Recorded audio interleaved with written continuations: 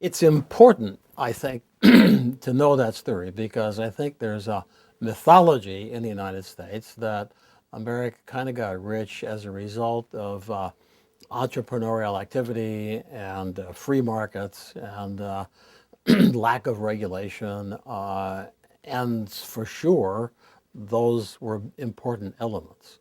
But what we need to understand is that for most of our history, from about 1800 until about 1950, we acted economically pretty much the way China does today.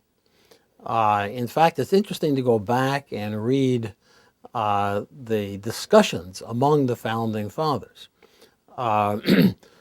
Adam Smith wrote The Wealth of Nations, published it in the same year, 1776, as, of course, the Declaration of Independence.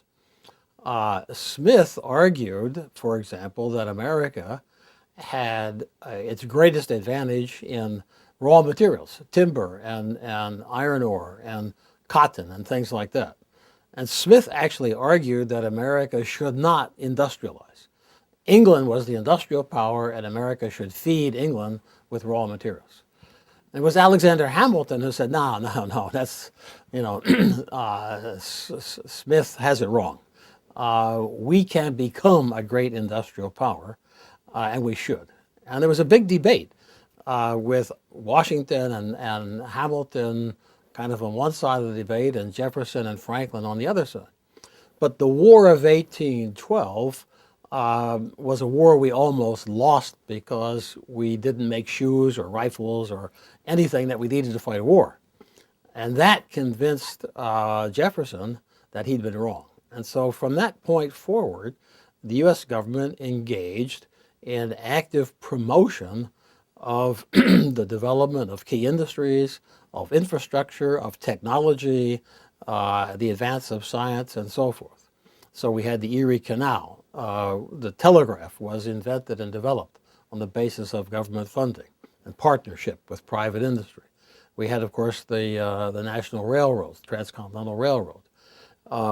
We had in the early 1900s, Woodrow Wilson saw to the development of an American shipping industry and created the National Advisory Committee on Aeronautics to promote U.S. aircraft and aviation industry.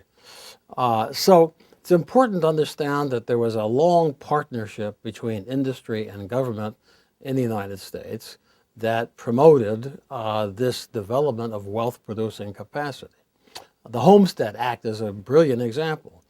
America's biggest industry in the 19th century was agriculture. And the Homestead Act provided agricultural land, so essentially factories, to the populace at very low cost from the government. And the proceeds of that were used to fund the land-grant universities, the big state universities that dominate our scene today, and to promote agricultural technology. So that was the basis of our wealth-producing capacity. In the early 1950s, the United States had a level of consumption that was about 56, 57% of GDP, very similar to that of many other countries. The great fear of our leaders after World War II was that without the war production, the economy would slip back into the Great Depression that they had all experienced in the 1930s. And they had 15 million men and women being demobilized from the armed forces, all coming back looking for jobs. And the question was, wow, where are the jobs going to come from? And with Europe in ashes and Japan in ashes, it was obvious that an export-led drive was not likely to be successful.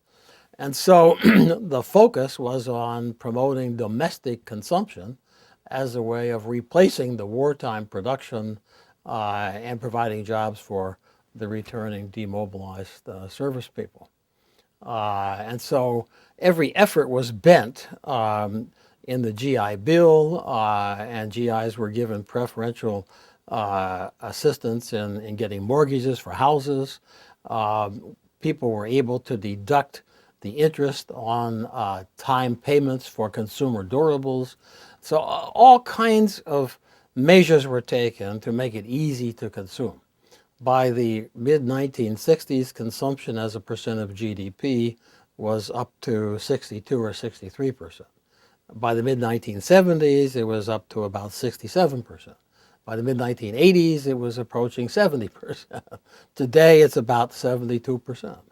So there's been this huge continual increase in consumption and reduction then in savings in the U.S. and in investment. And ultimately, of course, this has resulted in big imbalances.